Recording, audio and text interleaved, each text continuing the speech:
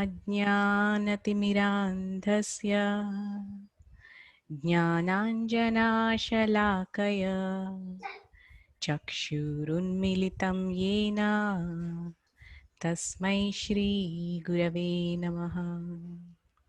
श्रीचैतन्यमनोभीष्टं स्थापितं येन भूतले स्वयं रूपा कदा मह्यं ददाति स्वपदान्तिकं। वन्देऽहं श्रीगुरो श्रीयुतापदकमलं श्रीगुरून् वैष्णवांश्च श्रीरूपं साग्रजातां सहगणा रघुनाथान्वितं तं सजीवं साद्वैतं सावधूतं परिजनसहितं कृष्णचैतन्यदेवं श्रीराधा कृष्णपदान् सहगणा ललिता श्रीविशाखान्वितांश्च नमो विष्णुपदाय कृष्णप्रेष्ठाय भूतले श्रीमते भक्तिवेदान्तस्वामिनिति नामिने नमस्ते सारस्वते देवे गौरवाणी प्रचारिणे निर्विशेष शून्यवादी पाश्चात्यदेशतारिणे वाञ्छाकल्पतरुभ्यश्च कृपा सिन्धुभ्य एव च पतितानां पावनेभ्यो वैष्णवेभ्यो नमो नमः। हे कृष्णा करुणा सिन्धु दीनबन्धु जगत्पते गोपेश गोपिका कान्त राधा कान्ता नमोऽस्तुते। तप्त काञ्चन गौराङ्गी राधे वृन्दावनेश्वरी वृषभानुसुते देवी प्रणमामि हरिप्रिये। जय श्री कृष्ण चैतन्य प्रभु नित्यानंद श्री अद्वैत गदाधर शिवासादि गौर भक्तवृंद। हरे Krishna Krishna Krishna Hare Hare Hare Ram Ram Ram Hare Hare.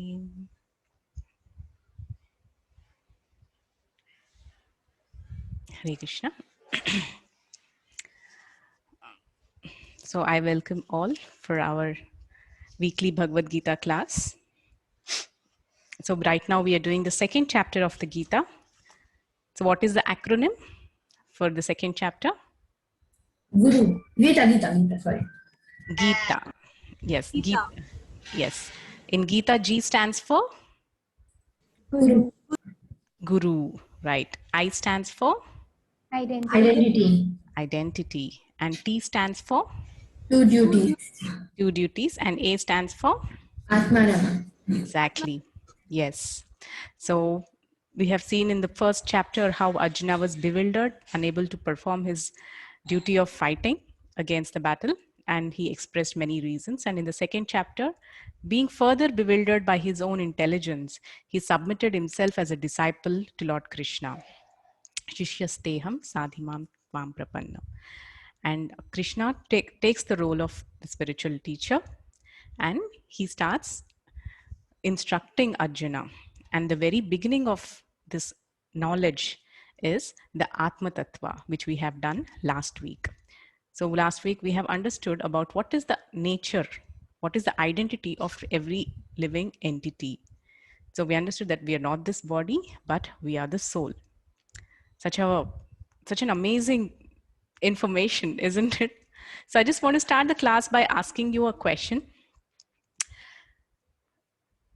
What was your thought or meditation subsequent to this understanding that I'm not this body, I'm the soul? What crossed your mind? What question came to you, if you have deeply thought about it?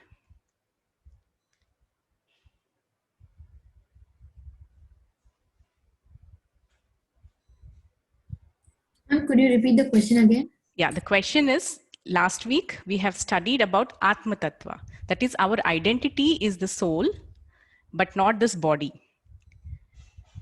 Right? This is what we learned last time.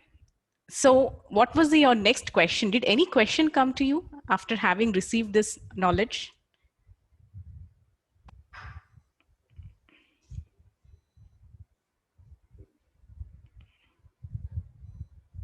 Did you think about it? It's not an ordinary information, right? Hare Krishna Mataji, but even though we know the information, but we are not able to, I mean, accept it 100%. Probably that's why we are not getting any questions.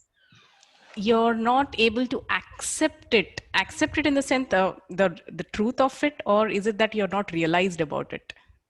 Realized, Mataji. It's not Realized. acceptance. Yeah. Yeah, of course. That's the same. We are all not on the realized platform of it, because once we are realized, our activities will be very different. I kind of gave you half the answer. So after having understood that, okay, I'm not this body, I'm the soul, it's not just a piece of information that it just, keep it at one corner of your mind. It's about your true identity. So how does this understanding impact one's life? Does it have any significance, or is it just theory? Is it just a theoretical understand, or does it have any practical significance in one's life? So that's what we're going to see today, how this knowledge helps one conduct oneself. Because as long as we are thinking we are the bodies, all our activities will be directed to fulfill the purpose that is based on the bodily conception of life. That is, so I'm this body. So whatever makes this body feel happy or feel good, I will do that. And that I will consider my success. So in that way, and all the relationships that are related to bodies are mine, and those which are not related are not mine. So this kind of understanding always leaves the person frustrated, because the body perishes at the time of death. Especially this truth has become more and more relevant and very overt in this kind of crisis right now. I've just heard from one of my friends that there are heaps and heaps of dead bodies who are all dead because of the coronavirus. So unfortunate. Actually, we just have to take a moment to pray for all the suffering to be relieved of this distress. It's such a painful situation the world is going through. So, having understood that the Atma Tattva, that which is a Sankhya philosophy, Krishna next explains about the two duties of a person. So from where did the two duties come about here? I have sent the poster. How many of you all have seen the poster?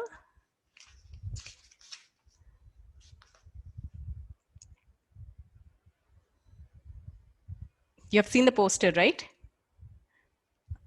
Yes, ma'am. Yes. Good. So one of you, can you explain in brief what you understood from that poster?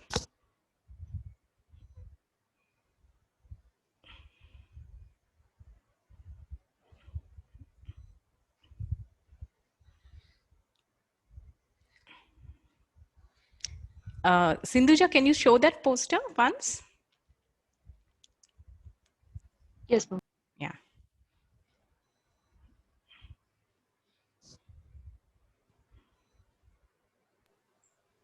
Performing different roles. Multitasking, Mataji. Multitasking. Okay. Right. So multitasking is a very modern word used, but actually this poster has a much deeper significance.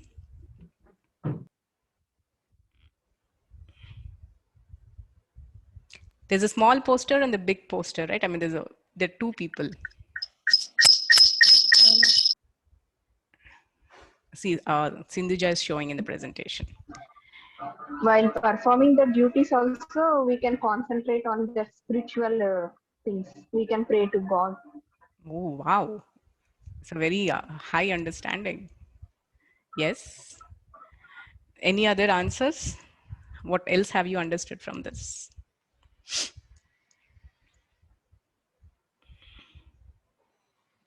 What the kind of activities this girl on the office desk is doing? Related to body and duties related to soul, probably. Who said that? Mataji, Prashanti Mataji. Prashanti ji. Okay. Mm-hmm. So what's a girl with the phone on the office desk? What is she performing? materialistic duties for the body and for the survival. Okay.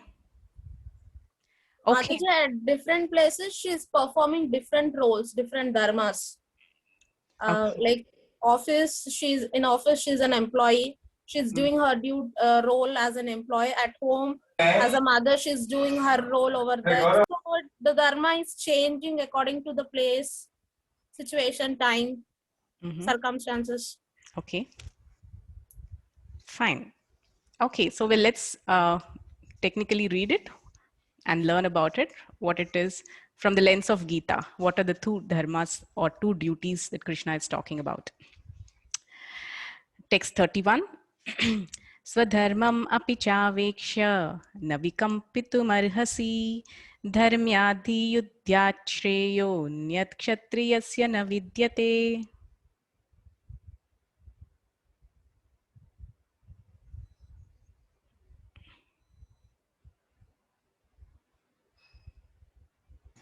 स्वधर्ममपेक्षावेक्ष्या नाविकम्पितुमर्हसि धर्माद्धियुद्धाश्रेयो न क्षत्रियस्य न विद्यते. Considering your specific duty as a Kshatriya, you should know that there is no better engagement for you than fighting on religious principles. And so there is no need for hesitation. So Arjuna, Krishna is telling that Arjuna, you're a Kshatriya. And the dharma of a Kshatriya. So what is the dharma of the Kshatriya? The word Kshatriya itself comes from, you can split it into two. I request everybody to please mute yourself. The dharma of the Kshatriya itself, as the word says, Kshat and Triya.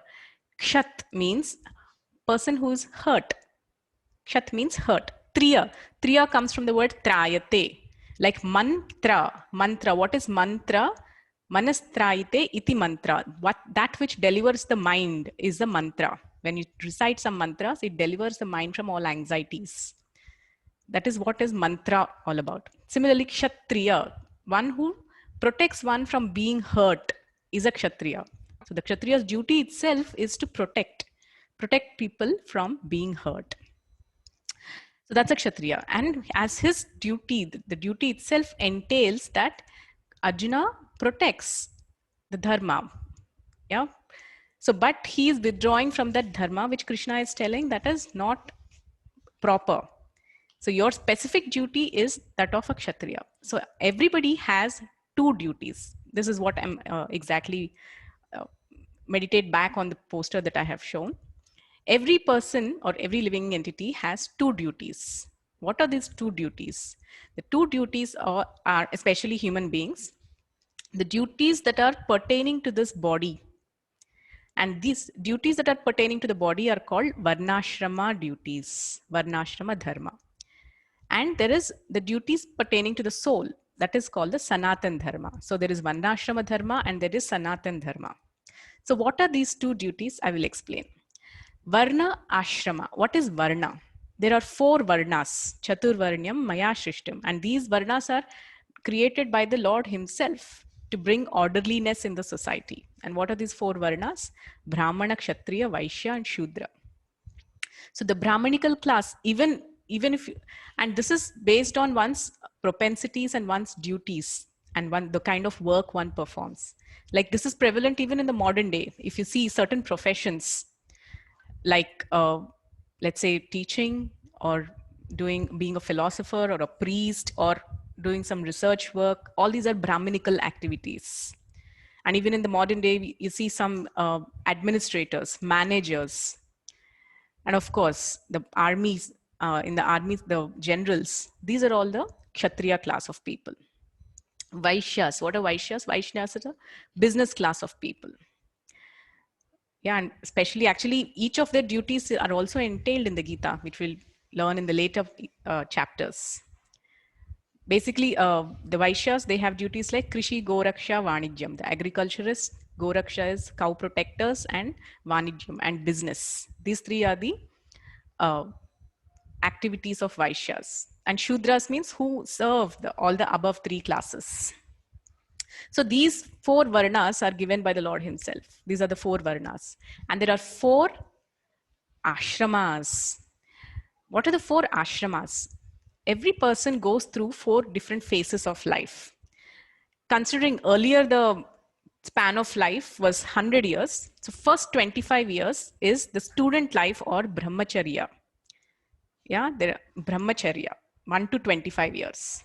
The first 1/4 of one's life is the student life, brahmacharya ashram.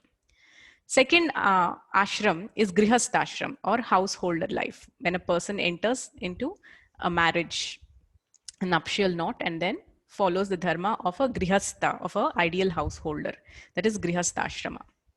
Brahmachari, grihastha, vanaprastha. Vanaprastha is the third ashram, where a person is slowly detaching himself by family, from family responsibilities, handing over the responsibilities to the younger generation, and slowly moves towards a focused spiritual life. That is vanaprastha ashram. In the earlier days, wherein the wife and husband, they live more for the purpose of cultivating spirituality. That is vanaprastha ashram.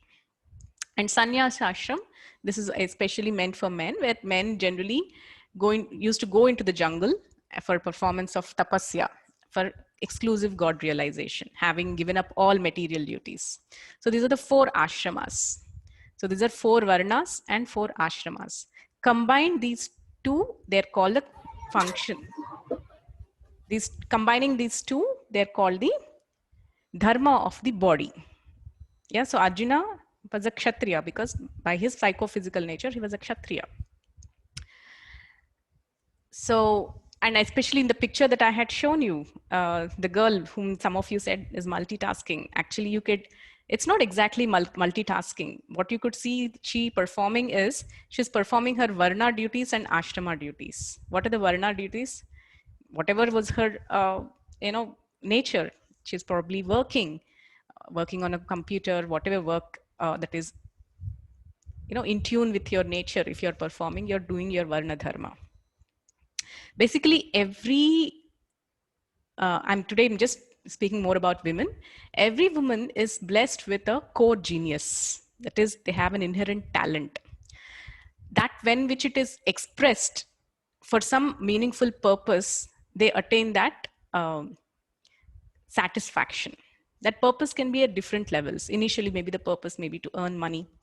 Let's say somebody's strongly, let's say they have managerial capabilities or administrative capabilities. And when they engage that nature to bring about a good purpose, so that's when their varna is properly expressed, and that gives satisfaction. And satisfaction depends on the kind of purpose for which you're trying to express it. So one may express one's talent for some material gain, like name, fame, etc. That's one level. Another level is, that's more in the mode of passion. The higher level than that is, the purpose could be for the good of the humanity at large, to bring about, something that is beneficial for the world at large. That's a noble purpose. So this is more in the mode of goodness. And the purpose can be much beyond these 2, which is for this complete satisfaction of the Supreme Lord, Krishna.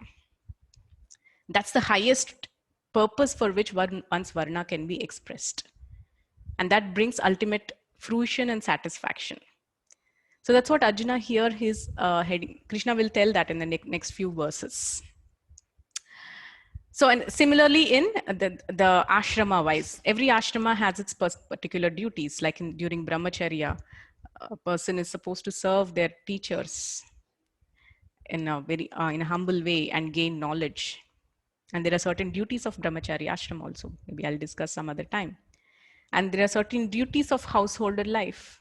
Like when a woman especially enters into grihastha ashram, she has certain roles to perform, which automatically we actually learn because we have our parents, grandparents performing it, and it's a natural thing that we do. But there are certain roles and responsibilities also mentioned in the Shastras as to how one should conduct oneself in the ashrama, especially the duties of a woman.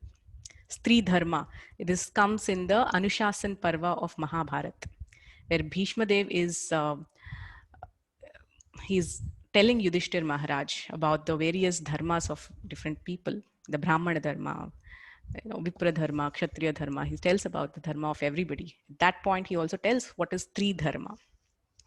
So one thing is to know what are these dharmas and also to perform them diligently. And by performing these in knowledge, a person ascends or descends. The knowledge of the purpose is what makes a difference here. So that is why we should read Bhagavad Gita, because it gives us the purpose for which we are performing our action. And it also, Bhagavad Gita also describes about different kinds of works. If the work is authorized and it is expressed for the right purpose, and if it is, if you're being dutiful, we reach higher planetary systems. And the same work that is done in a very whimsical way, or one is going into a mode of inaction, that is being lazy about performing one's duty or abandonment of one's duties, that is sinful. A person goes into a lower planetary system. A person might not get a human form of life in the next birth. It's very technical. At the same time, the same activities, when one is performing in the consciousness of I am doing it for the pleasure of Lord, that very work can liberate a person. So this is the art of work which I was discussing about. And actually the third chapter and the fifth chapter of Karma Yoga, they discuss in details about these technicalities. But this is just a preview of it. So yeah, and what is the Sanatan Dharma? That's most important. Now we have discussed about the dharmas of this body, but just last time we understood that we are not the body, we are the soul, right? So there is something called Sanatan Dharma, which is the dharma of the soul. And that is given in the scriptures, Jivera Swarupa Hoy Krishnera Nityadas. That is the Swarupa, the original identity of every living entity is that the living entity is a loving servant of the Supreme Lord Krishna. Even in Bhagavad Gita 15th chapter 15th verse, 15th chapter 7th verse, Krishna tells Mamaivamsha jiva loke jiva bhuta sanatana manashashtani indriyani prakritim sthani karshati. Mamaivamsha, that means Mama eva amsha. All these living entities are amshas of me, Krishna is telling. So Krishna is the Supreme Father and all the living entities are the minute sparks of that Supreme Father. So we are all amshas of the same Supreme Lord. So knowing that as our identity, and what is our function? F of S, function of the soul, Krishnera Nityadas. That is the original identity. And when we perform activities with being situated in that identity, we are performing the dharma of the soul. Okay, and how to perform that? We will read further. Text 32. Yadrichaya chopapannam svargadvaram apavritam sukhinah kshatriya partha labhante yuddhamidrisham. यदृच्छया चोपपन्नं स्वर्गद्वारम् अपावृतं सुखिनः क्षत्रिया पार्थ लभन्ते युद्धम् ईदृशम्. O Partha, happy are the Kshatriyas to whom such fighting opportunities come unsought, opening for them the doors of the heavenly planets. So basically, Arjuna was declining to fight, thinking that this is going to give me some sinful reactions because I'm killing my elders. But Krishna is telling that no, by actually not performing your duty, you will go to hell. And by performing your duty, Svargadvaram apavritam, the doors of the heaven will be opened for you. So that's the beauty of duty. Simply by performing one's duty, even without conception of anything, simply by performing one's duty, being dutiful, one is assured of going to a higher planet. It's Svargadvaram. It's only Krishna is only talking about Svarga. But there is also some realm beyond Svarga. So today I'm going to share with you that knowledge as well. Yeah, and also it is stated in Parashara Smriti that a Kshatriya has to apply violence in cases of bringing law and order into the society. Yeah, that means Kshatriyas are given that power and authority to actually apply violence where it is necessary to bring about law and order in the society. Its power is given to them. And there is nothing wrong in doing so. Text 33. अथ चेत्त्वम् इमं धर्म्यं सङ्ग्रामं न करिष्यसि ततः स्वधर्मं कीर्तिं च हित्वा पापमवाप्स्यसि. अथ चेत्त्वमिमं धर्म्यं सङ्ग्रामं न करिष्यसि ततः स्वधर्मं कीर्तिं च हित्वा पापम् अवाप्स्यसि. If, however, you do not perform your religious duty of fighting, then you will certainly incur sins for neglecting your duties and thus lose your reputation as a fighter. So Krishna is telling two things will happen if you abandon your duty of fighting. What are the two things? Yeah, you will incur sins. That's the first thing. Papam avapsyasi. That means you'll incur sins. And also you will kirtim cha hitva. Kirti means fame. Hitva. That means you will lose. You will lose your fame as the famous archer Arjuna. Arjuna actually was so famous for his amazing skills. He was famous in all three worlds. He got great astras. He got Pashupatastra from Lord Shiva, which was humanly unattainable by anybody. Yeah, and he had received the Brahmastra from his guru Dronacharya, which was also given to very, very highly qualified people. In fact, Dronacharya wanted to give this Brahmastra only to Arjuna, but somehow out of weakness for his son Ashwatthama, he gave it to him, though he was not qualified. And in fact, he only gave him the knowledge of how to hurl the Brahmastra. He didn't give him the knowledge of how to retract it, because he was not qualified to receive it. It was said that to receive the knowledge of the astras, a person has to have high standards of brahmacharya. So that is why actually Karna and Ashwadhama, both of them also wanted to learn this Astra Vidya from Dronacharya, the knowledge of special weapons, especially of Brahmastra. But Dronacharya denied right away. He said Arjuna is qualified to receive it. Karna and his own son Ashwadhama, they are not qualified to receive it. But somehow, Ashwadhama pleads his father and gets the knowledge, but he gets only half knowledge, and which proved to be so dangerous. After the Mahabharata Kurukshetra war, Ashwadhama does such a massive massacre. He kills all the sons of Pandavas, and when he was chased, he releases the Brahmastra. And Brahmastra means it can destroy the whole universe. That much of power it has. And he did not know how to retrieve it. So Arjuna, that's why he was famous amongst all the great personalities as a major, a powerful archman. Even Indra gives him the Shakti Astra, with the help of which he actually destroys Karna towards the end. So the Shakti Astra was given to Karna, sorry, and that was given by Indra. Indra gives Arjuna also special types of weapons. So Krishna is telling, if you now run away from the battlefield, you will have, you'll be infamous. People will no longer accept you as the greatest, military person. And papam avapsyasi, and you will incur sinful reactions. So Krishna is telling what all is going to happen if you flee the battlefield right now.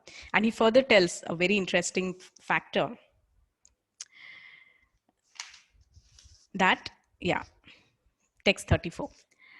Akirtim chapi bhutani katayishyanti te vyayam sambhavitasya chakirtir maranadati richyate. Akirtim chapi bhutani katishanti te avyam sambhavitasya chakirti marnatati richyate. People will always speak of your infamy, and for a respectable person, dishonor is worse than death. So Arjuna was such a respected person in all the three worlds, amongst demigods, amongst all the higher beings like the Yakshas, Kinnaras, and Nagas, and all of them. Arjuna was a very popular person, and even amongst the Naras, of course. And who he has is such an honorable and such a respectable person. if he becomes infamous, such an infamous is worse than death. That means Krishna is telling indirectly, it is better you fight and die in the battlefield rather than running away from the battlefield. So that's Krishna gave his final verdict there. That means perform your duty, and while performing your duty, it is better to die performing your duty than to abandon your duty and escape from it. This is how important duty is. 35. भयाद्रणाद् उपरतं मंस्यन्ते त्वां महारथाः येषां च त्वं बहुमतो भूत्वा यास्यसि लाघवम्. भयाद्रनादुपरतां मंस्यन्ते त्वां महारथा येषां च त्वं बहुमतो भूत्वा यास्यसि लाघवम्. The great generals who have highly esteemed your name and fame will think that you have left the battle out of fear only, and thus they will consider you insignificant.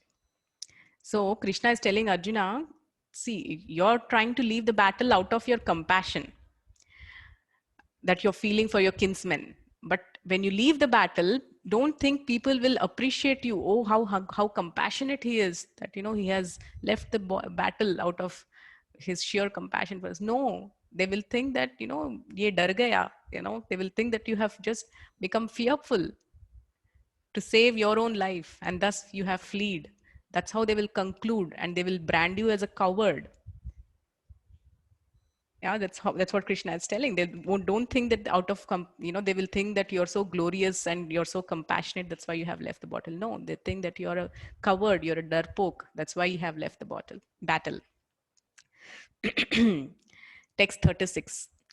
Avachyavadamscha bahun vidishyanti tavahitaah nindantastav samarthyam tato dukkataram nukim. अवाच्यवादाञ्च बहुन् वदिष्यन्ति तव अहिताः निन्दन्तस्व सामर्थ्यं ततो दुःखतरं किम्. Your enemies will describe you in many unkind words and scorn your ability. What could be more painful for you? So here in this way, Krishna has totally built his case and pushed aside and actually showed him the reality of what the compassion he was trying to show will lead to in future. Now, Arjuna was thinking he's being very compassionate to his kinsmen, but what the other party is going to decipher from this so-called compassion is this, and it's rather useless. So Krishna brushed aside that so-called compassion as irrelevant. Text 37.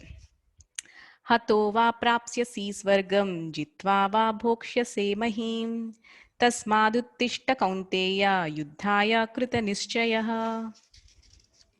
हतो वा प्राप्स्यसि स्वर्गं जित्वा वा भोक्ष्यसे महीं तस्मादुत्तिष्ठ कौन्तेय युद्धाय कृतनिश्चया. O son of Kunti, either you will be killed on the battlefield and attain the heavenly planets, or you will conquer and enjoy the earthly kingdom. Therefore, get up with determination and fight. So Krishna is telling either ways, if you fight, there is going to be only good fortune to you. Either you live or die, it's going to be a good destination. Yeah, if you win, you are going to rule over the earth. And if you die, you will reach the higher planetary system because you have left this world or for fighting for a great purpose. So either ways, your destination is good. If you fight, that is why we get with determination, get up and fight. That is the beauty of performing one's duty. And once one is performing one's duty, a good destination is always ascertain. At the same time, when one is lazy or one escapes one's given duties, then the destination is not good at all. Text 38. Sukha dukhe same kritva labha labhau jaya jayau tato yuddhaya yujyasva naivam papam avapsyasi. सुख दुखे समे कृत्वा लाभ लाभो जया जयो ततो युद्धाय युज्यस्व नैवं पापम् अवाप्स्यसि. Do thou fight for the sake of fighting. without considering happiness or distress, loss or gain, victory or defeat. And by so doing, you shall never incur sin. So this is very high consciousness. So for example, we all perform our activities, right? And what is your expectation from that activity? Like, for example, right now you're doing your graduation, your BTech studies. What is your purpose? Can somebody answer? What's the reason for doing your BTech? What is the purpose? What do you want to achieve out of it?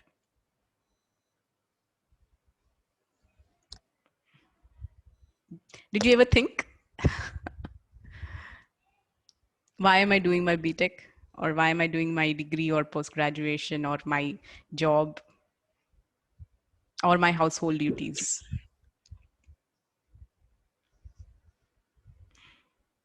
What's the purpose? Hare Krishna Mataji. Yes. Mataji, to get job. To get a job, you're studying. Okay. So To get a good job. Like this. okay.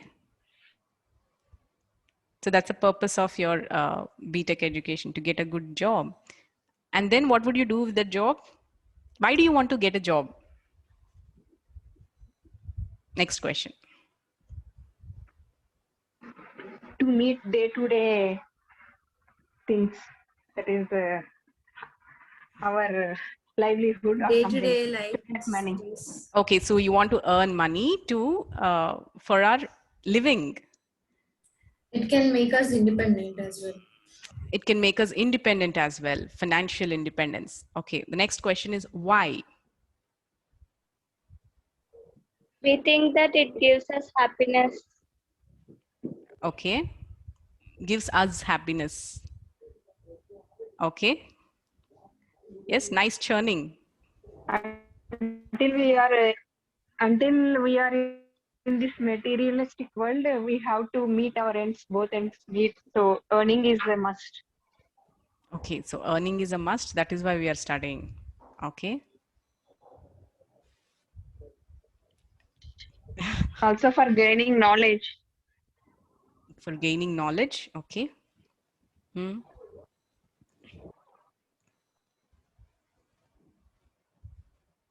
So that we'll become a better human being to live in this materialistic world.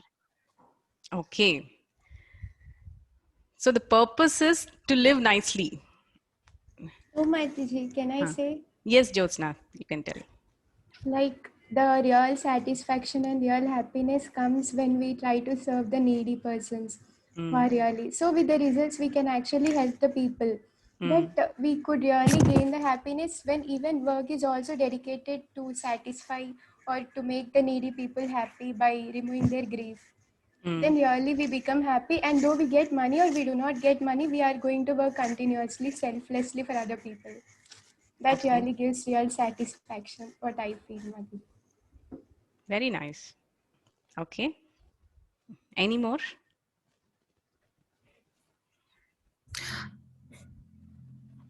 Yes. Pallavi. Yeah, so one, like few professions I feel are for the betterment of the world together. It's not for the self, it's not for the person's livelihood or the family and all.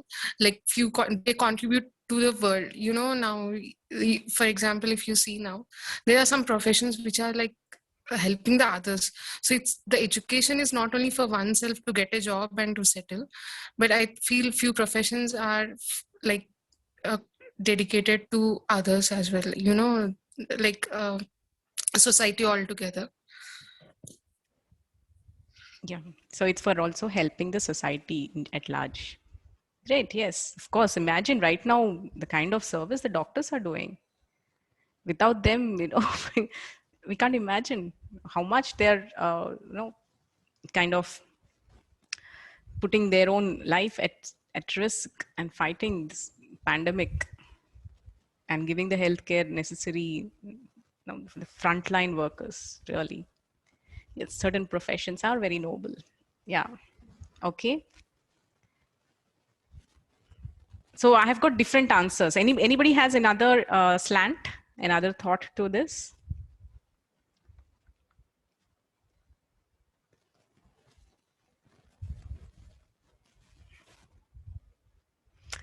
Okay. So basically the different answers we received is that one is for the good of personal financial independence. Because yeah, this world has become so unpredictable, you know, as Madhumita said, that it's really an unpredictable world because more and more people have turned towards a demoniac civilization. So a woman has to be equipped to face the crisis. We cannot just light a lamp in the darkness and think everything is going to be really good and I can just follow the dharmic principles and everything will be right. Yes, if you have the faith and you do follow, then it will take care of you. Dharmo rakshati rakshitaha. And also being practical in this age and seeing the kind of people around, it's important to be self-sufficient at times because, as I said, we are living in an unpredictable world. We do not know what will be needed. So to be equipped to stand on our own is important for women. And also, as our Gita said, that you know, to live respectably in this material world is also an important thing, and fulfill our needs. Yeah, and as Jyotsna said, it's further expanded thought process of being of some service to uplift the condition of the world. You know, like the environmentalists, and you know, a lot of environmentalists who like to work for making this world a better place for the next generation. Yeah, and there are doctors who work for the improvement of people's health. So there are different social workers who contribute so much for the upliftment of the humanity, and some politicians also. So that's the different purposes. But there is a higher purpose much beyond all these purposes. What is that higher purpose and how to attain that purpose? That we will discuss. So all your intentions are good, noble, but at the same time, having understood last week that we are not actually this body and we are the soul, is there anything further we can do beyond these conceptions? Because till now, what all you have told me, all are noble, yet they are on the bodily platform. We are simply thinking how to keep this body and mind together. That means taking care of the needs of the body, roti, kapda, makan. Okay, that's a need of the body. Yeah. Then financial independence. Yes, of course. The financial independence also is again for the need of the body. And humanitarian services. That's also catering to the needs of others' bodies. But that is not my identity. And that is not others' identities. Right? So what can we do on that platform? Is there any service we can do on that platform for ourselves and for others? That's the great mystery of Bhagavad Gita. Let's enter into that mystery now. 39.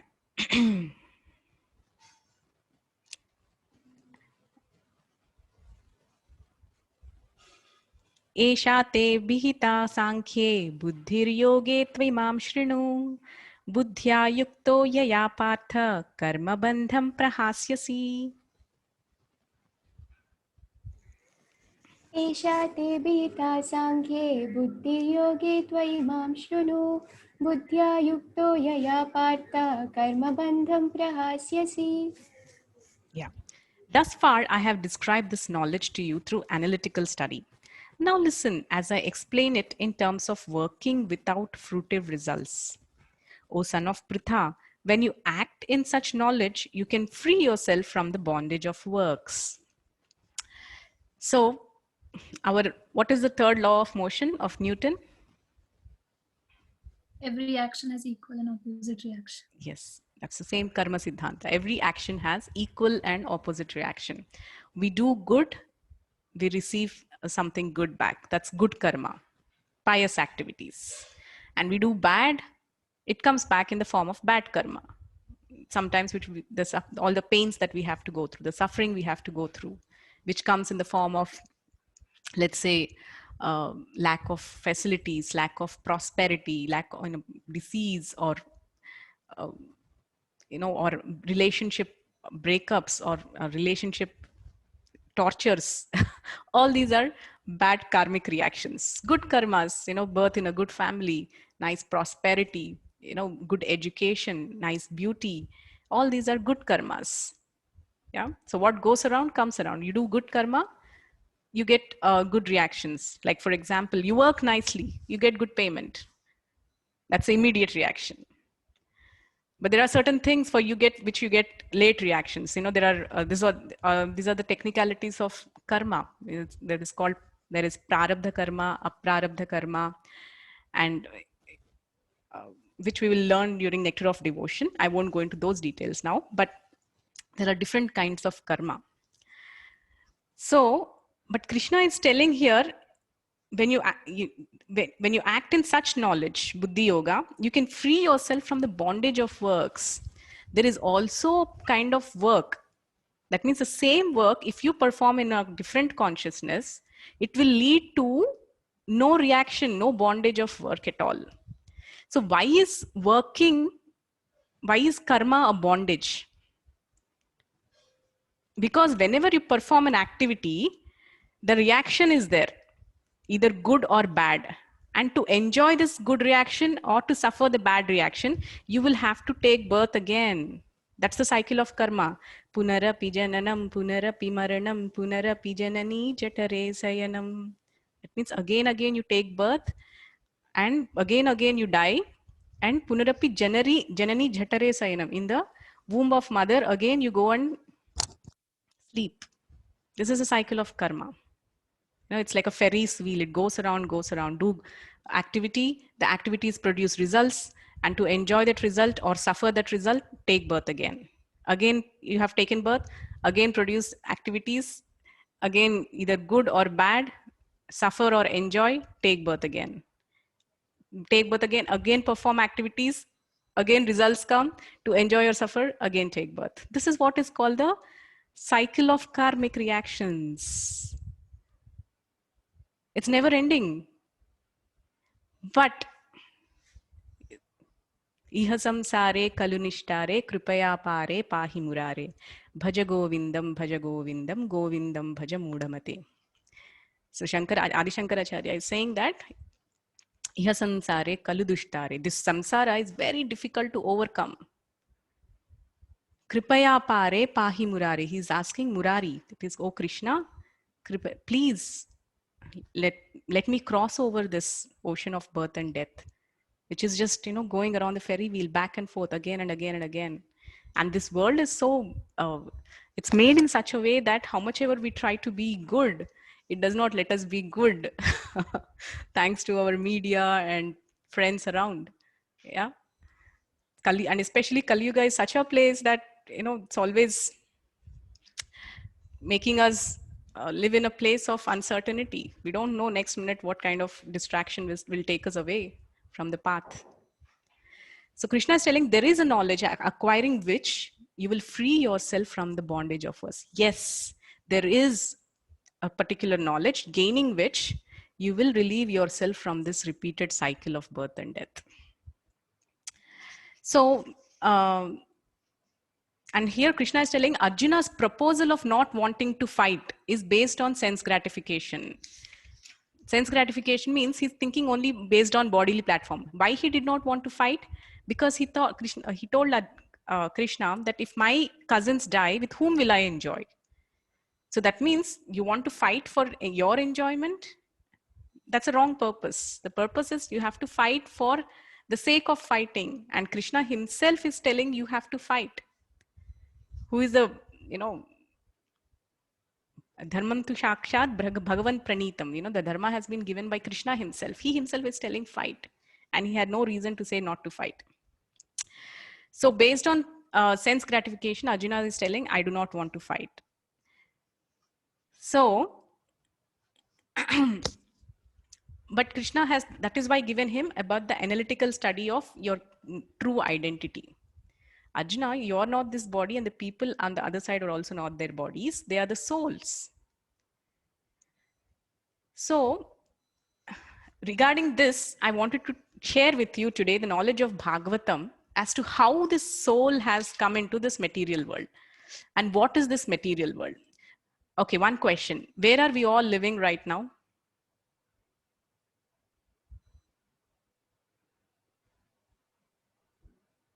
Don't tell me Hyderabad. Which planet we are all living in? Earth. Earth. Okay. Sindhuja, now here comes a wonderful Vedic cosmology. Can you please show the first the 14 planetary systems? We all have heard of something called 14 planetary systems, right? Padnalugu lokalu. So let's just see what these 14 planetary systems are. Here, right in the middle, can you see? There is Bhurloka, earth plane. Can you all see this? Yes, ma'am. Yeah, this is where we are, Bhurloka, earth plane. Then, as I said, 14 planetary systems. There are 7 above, Bhuvarloka, that is here, Rakshasas and ghosts are living here. There is Svargaloka. This is what Krishna is telling about, Svargaloka. That is Indraloka, that is heavenly planets. People who perform pious activities here, they go up here to Svargaloka. Okay. And beyond that are Maharloka, Janaloka, Tapaloka, and Satyaloka. Satyaloka is a place of Lord Brahmaji. Tapoloka, all rishis are staying. Janaloka, the 7 sages. Sapta Maharishis, we say, right? Then Maharloka, these are all higher celestial beings. All the Siddhas and Charnas, they all live here. So these are the higher planetary systems. And there are lower planetary systems. What are they? Atala, Vitala, Sutala, Talatala, Mahatala, Rasatala, and Patala. Sometimes we tell people, you'll go to Patala. So because Patala is the lowest of planetary system. So these are the 14 planetary systems and we are living here on Earth.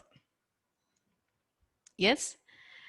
And why, you might ask some questions. Why are some people here on Earth? Why are some people above? Why are some people below? Why not the other way around? It's simple. Based on a person's karma, a person is residing in the particular place. Yeah. Urdhvam gacchati sattvastav. A person situated in the high mode of goodness, urdhvam, they go up to the higher planetary systems. Madhye tishtanti tamasa. I mean, madhye tishtanti rajasaha. You know, people in mode of passion, majorly, they live in Bhuloka. Those who are in ignorance, they live in the lower planetary system. Again, in Gita, we'll come across this. So in Satyaloka, Lord Brahma is staying. Okay. And this is one universe. This is only one universe. And in this one universe, who is this laying here? There is one Vishnu. He is called Garbhodakshai Vishnu. From his navel, a lotus sprouts. And in that lotus, Lord Brahma is sitting and he starts creation. This is how the creation starts in each universe. And this is just one universe. And how many such universes are there? There are millions and millions and millions of such universes. It is said that, you know, in a big bag, there are, can you count the number of mustard seeds in it? As many mustard seeds in a big sack. So many universes are there in this cosmos. And that is simply 1/4 of creation of the Supreme Lord. The entire creation of God is divided into 4 parts. 1/4 of it is material world and 3/4 of it is spiritual world. So 1/4 is material world. It's called Ekapada Vibhuti. And 3/4 is spiritual world. It's called Tripada Vibhuti. Yeah. And in this Ekapada, in this 1/4 out of the millions of universes, this is just one universe. And every universe has its 14 planetary systems and we are right here in Bhuloka. Yeah. And let me show you more. See, this is the place. These are the different coverings. There is the covering of earth, water, fire, air, of all these elements. It's like an egg shape. Each universe is like an egg shape. Okay. Then next picture. Yeah. Go up. Come down, Sindhuja. Yeah, yeah. So this is that universe which we have seen the complete picture. And in this universe, as I said, there are millions and millions of such universes. And where are all these universes coming from? Please mute yourself. Somebody. Yeah. And from where all these universes are coming from? They're coming from Karanodakshaya Vishnu. Okay. Okay. Go up. I will tell you. This is the material world and this is the spiritual world. In spiritual world, go down. Yeah, this is Kailasha. This is the abode of Lord Shiva. There is Devi Dhama. All the entire material world is, the in charge is Durga Devi. So that is why the material world is also called Devi Dhama. Then there is Mahesha Dhama, which is the abode of Lord Shiva. You're saying Kailasha. This is the place where Lord Shiva resides. So above that is Aishwarya Dhama. Aishwarya Dhama is a Vaikuntha Loka where all the Narayanas reside, Narayanas and Lakshmis. That is Vasudeva, Pradyumna, Aniruddha, Sankarshana, and Lord Narayan is residing in this Vaikuntha Loka, which is called Aishwarya Dham. Above this and high above this is Madhurya Dham. So Madhurya Dham, there is Ayodhya Dham, there is Dwaraka Dham, there is Mathura Dham, and there is Goloka Dham. So Ayodhya Dham is the residence of Lord Ram. Yeah. So, and Dwarka Dham is Krishna in his role as a king. And Mathura Dham is again Krishna's place. And Goloka Vrindavan is, it's the place where Krishna is performed. He's always about 13-year-old and he never grows beyond that eternally. And that's a place where Krishna is performing his pastimes in Vrindavan with Yashoda Mai, Nanda Baba, and Krishna's concert, Srimati Radharani. This is the Goloka Vrindavan. So this is the spiritual world. And how these expansions and all took place, it's another chapter in itself. But this is all these details are given in Srimad Bhagavatam and Brahma Samhita. If you see left side, Brahma Samhita verse 1, verse 2, this entire picture is drawn. It's not somebody's mental speculation. It's drawn based on the Brahma Samhita verses. So actually they're also building a Vedic planetarium based on this model. This is going to be come up in the year 2023 in the place called Mayapur. Okay, come down, I'll show you. Sindhuja. Yeah. Yes.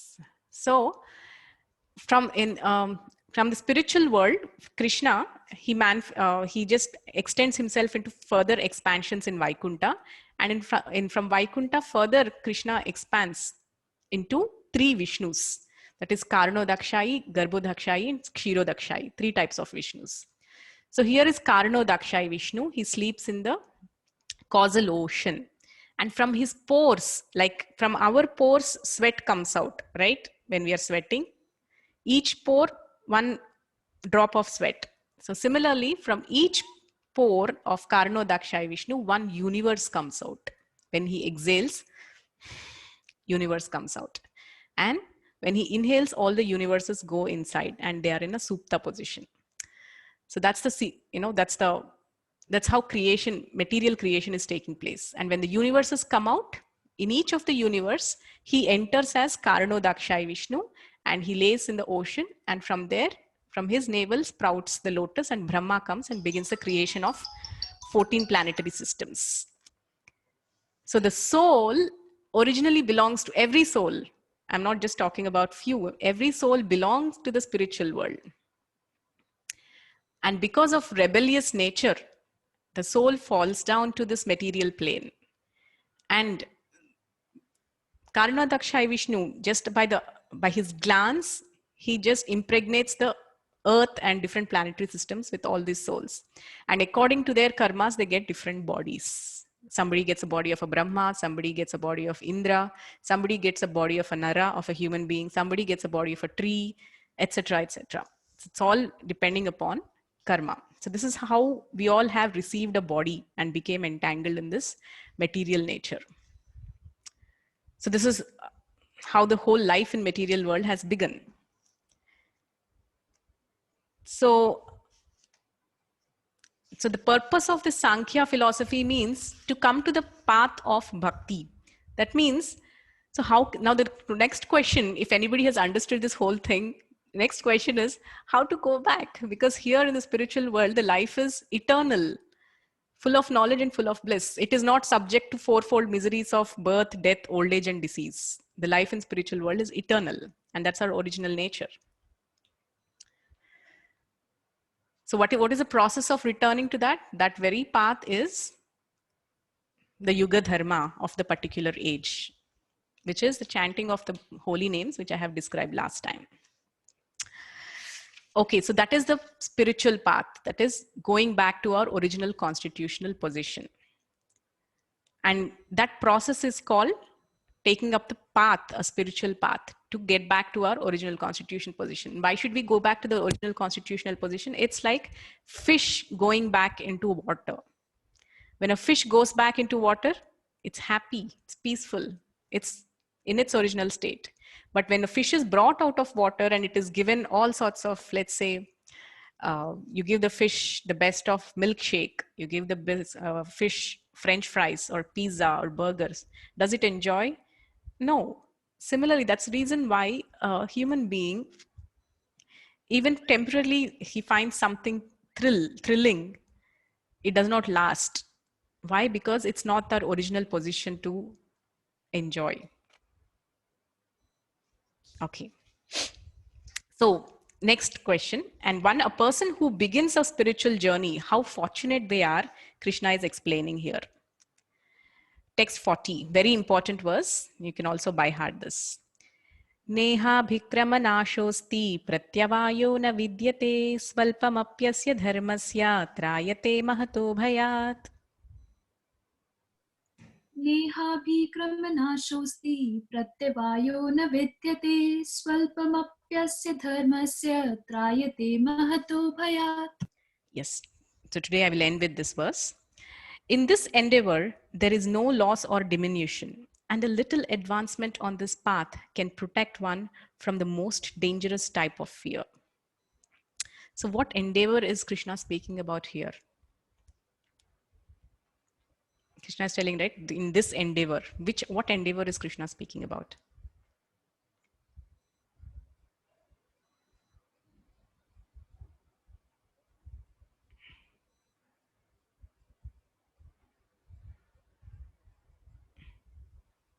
Mataji, spiritual journey. Yeah. Excuse me. So we are talking about the two duties, right? Let's say in this lifetime, I'm a PhD in mathematics, okay? And I take another birth. So will I be starting from postdoc or will I start from LKG? LKG. Henna. Simple understanding. So whatever advancement I have made in my life in this endeavor of material education, it's over when this body is done. I have to begin all over in the next life. But on the platform of soul, the Sanatan Dharma, whatever you are like advancing, let's say for on the spiritual path, if you have made a journey of 2% in this lifetime, next life you will start from 3%. That's the beauty of spiritual path. Material endeavors are born in this life and they are over in this life. They're demolished at the time of death. Are we going to carry all the gadgets we have bought? Are we going to carry all the money that we have acquired? Are we going to carry the best of the cars or anything that we have brought, or the clothes, our fancy clothes? Is there anything that we're going to carry with ourselves to the next life? No, Mataji. Nothing. So what comes along with us is only and only the spiritual advancement we have made. And that will take us to the next destination. And svalpamapyasya dharmasya trayato mahato bhayat. If you have made some advancement on the path of spirituality, your next destination is assured. Krishna tells in the next, in the next chapters, Arjuna asks this doubt about what happens to a yoga bhrashta. That means a person has taken up to the path of spiritual life, but he has left it for some reason. For some reason, he's unable to continue it in this lifetime. What will happen to such a yogi? And Arjuna asks Krishna. Krishna tells, you don't worry, he says, Shuchinam Srimatam Gehe. Such a soul will get a birth in a very good family. Either Shuchinam Srimatam means either they're very rich and aristocratic family or a highly scholarly family following very good standards of living, of purity. You will enter into such families. Krishna gives that assurance. That is the beauty of spiritual path. And Neha Bikramanasosti Pratyavayona Vidyate Swalpamapyasya Dharmasya. Swalpam, even if you do little amount of advancement of this on this path, there is neither any loss nor any diminution. It is an eternal credit to your bank account. Your 1% is there as long as you are in this material world. And it's up to you how much advancement you want to make in any given lifetime. So, but the faster the better, because Kali Yuga is degrading. We can just compare how Kali Yuga was, at least why our parents' time. In our own time, we have seen some good days where we used to walk around freely and happily on the roads. In our next generation, what is the kind of world they are living in? So it's better to fast forward things in Kali Yuga and make quick spiritual advancement and help others do it.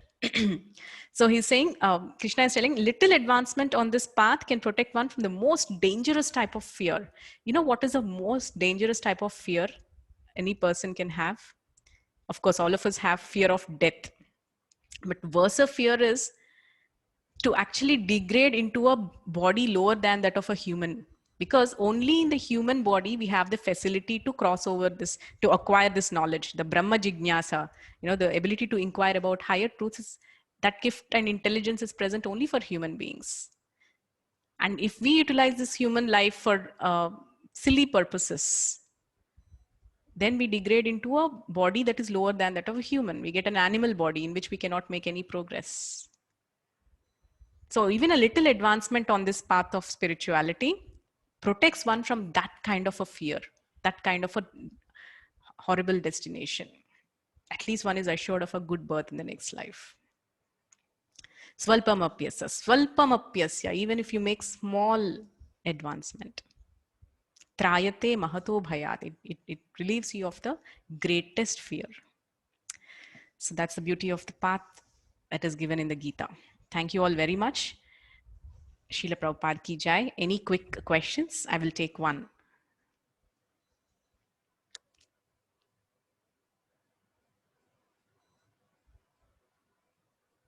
Any questions? Any comments?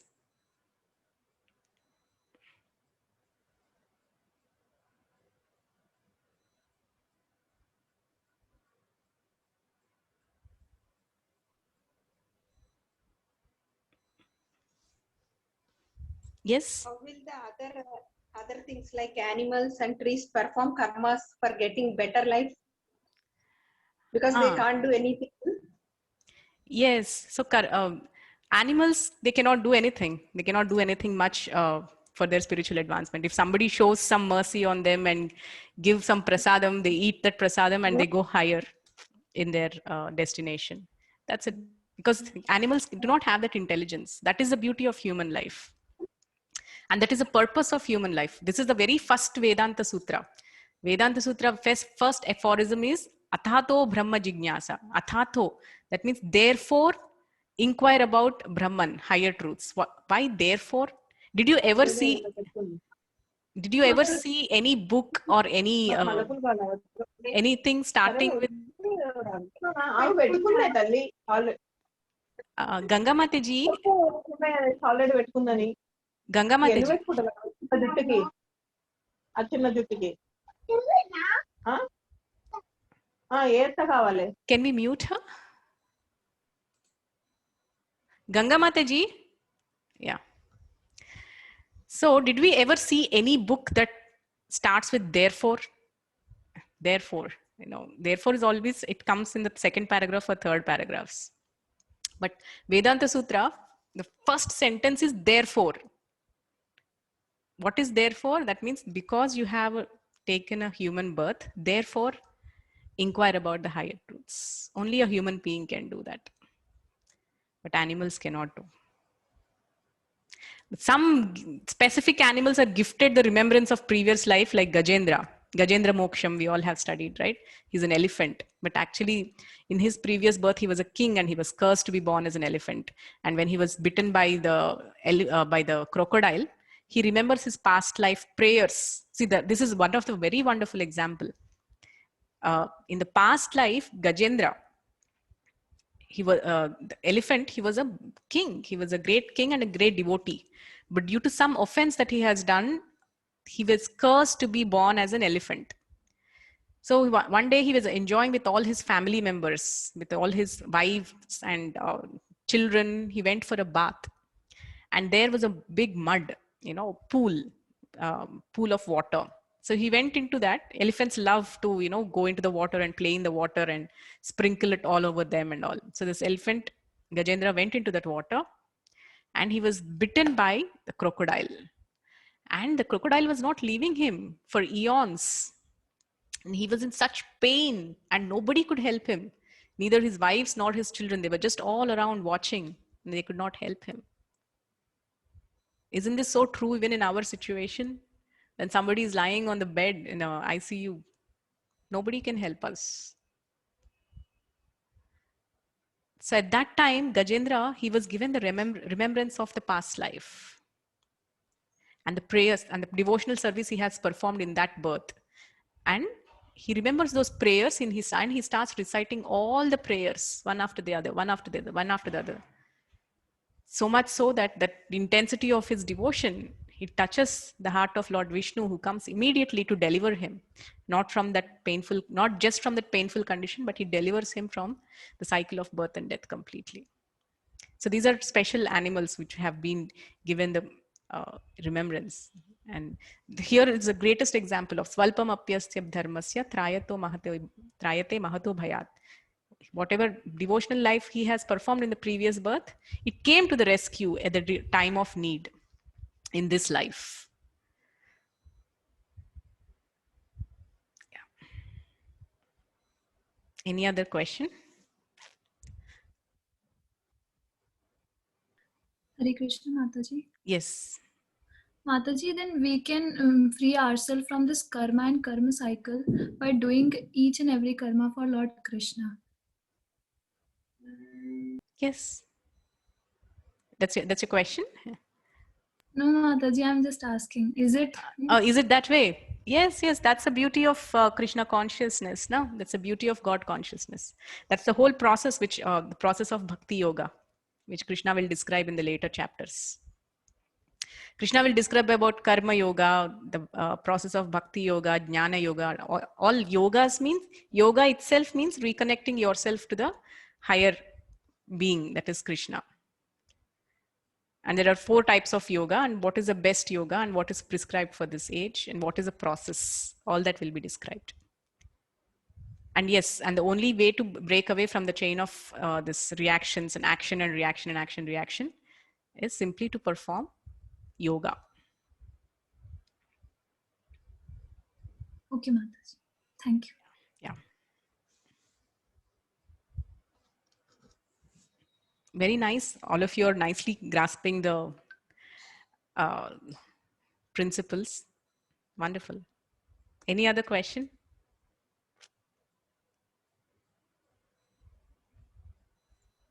Mataji, there's a question in the chat saying, we Yeah. say lower planets exist below us, like higher planets have high pious souls. So does this mean lower planets have low piosity? So why Bali Maharaj is residing in lower planet when he is more glorious? Okay, see, Bali Maharaj is basically, he was Rakshasa, and it's a Rakshasa birth. He is a grandson of Prahlad Maharaj.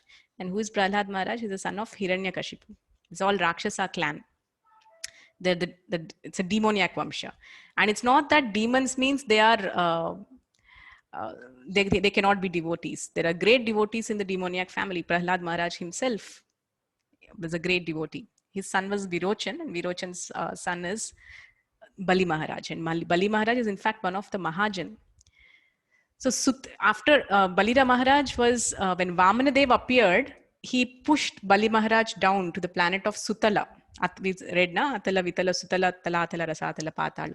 So Sutala planet was where he was sent down. But that doesn't mean it is, if you see actually, even in the lower planetary systems, it's not that they're all hellish. They also, in fifth canto of Bhagavatam gives a description of the lower planetary system. Even there, they reside very beautiful women, very angelic in appearances and all that. And Sutala is one such planetary system which is meant for the demons, but they're not necessarily demoniac. Just like Bali Maharaj. You know, Bali Maharaj he had a demon birth, so much so that Krishna, when Vamanadev comes, he says, you know, you go to the Sutala planet, but I will myself be a gatekeeper and serve you in that planet. That was how much he was pleased with the devotion of Bali Maharaj. Because Bali Maharaj, he gave himself completely to the Lord. He surrendered himself. I think you all know this story, na? Vishnu comes in the form of Vamanadev, Vamana avatar, and he asks for 3 steps when Bali Maharaj was performing the yajna. So Bali Maharaj says, oh, you only want 3 steps? Then Bali Maharaj says, that's too less, ask for something more. Then Vaman says, I need only 3 steps. Then he says, take it. Actually, his Guru Maharaj Shukracharya says, no, you don't give anything to him. He's Vishnu who is come in disguise to take everything away from you. Then he tells his spiritual master, I'm performing this yajna for the pleasure of Vishnu. And when he himself has come to me, what is there for me to hold back? Let him take everything for me. So this surrender really pleased Vamanadev. So Vamanadev, with 1 foot, he covered the entire earth. The second foot, he covered the entire Akash. And there was nothing, no place left. So he asked, where do I put my 3rd foot? Then Bali Maharaj, he bends and he says, put it on my head. So with that, he presses him down. He pushes him down. Because why he pushes him down? Because Lord Vishnu he gives abhaya to the demigods, that I will help you from the demons.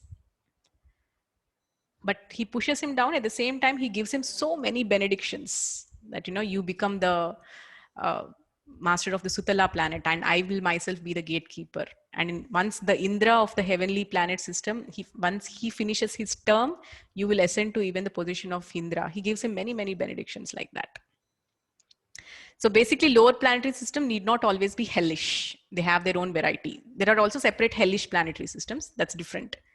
It is for people who have performed wrong deeds. So that's a different. There are different types of hells also. Maybe I'll tell you about these hells some other time.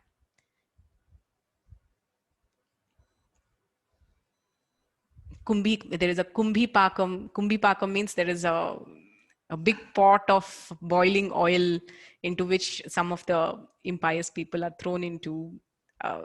It's a very scary description, but very interesting description. 5th canto. Okay, any other?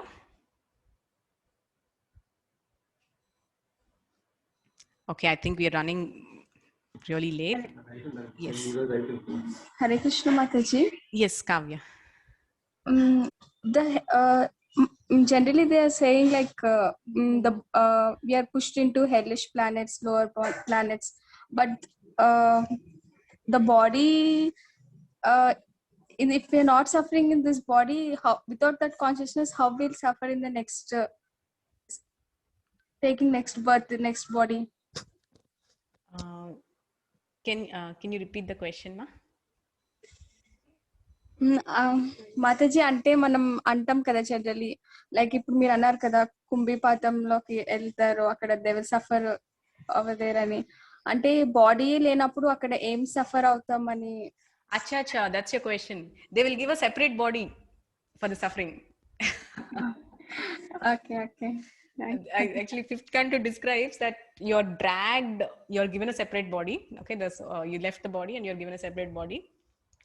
And you're dragged through streets wherein the roads are burning like, scorching heat, and, your body is getting blisters, and there are some kinds of dogs which are biting. Oh, there is very horrifying description of what hellish planets are. So you're given a body to suffer in that. Because in this body, if you go to hell now, it can't sustain the pain. First of all, you leave the body and then go. So they give a separate body for that. Just like how you go to heaven, there also you're given a separate body to enjoy there. So the body is specific to the planet where you're existing. If you go to sun planet, you are given a body that can sustain in that planet. If you're going to moon, you're given a body that is suitable to the moon. If you're going to hellish planets, you're given a body that is suitable for that planet. That's how it is. Okay, Mataji, thank you. Yeah, and that was what the mistake Trishanku did. Na? Trishanku, he wanted to go to the heaven in this body only, the body of the earth. But, he was pushed back by Indra, saying that, you cannot come in this body. Okay. Mataji, one last. Yes, Chepama.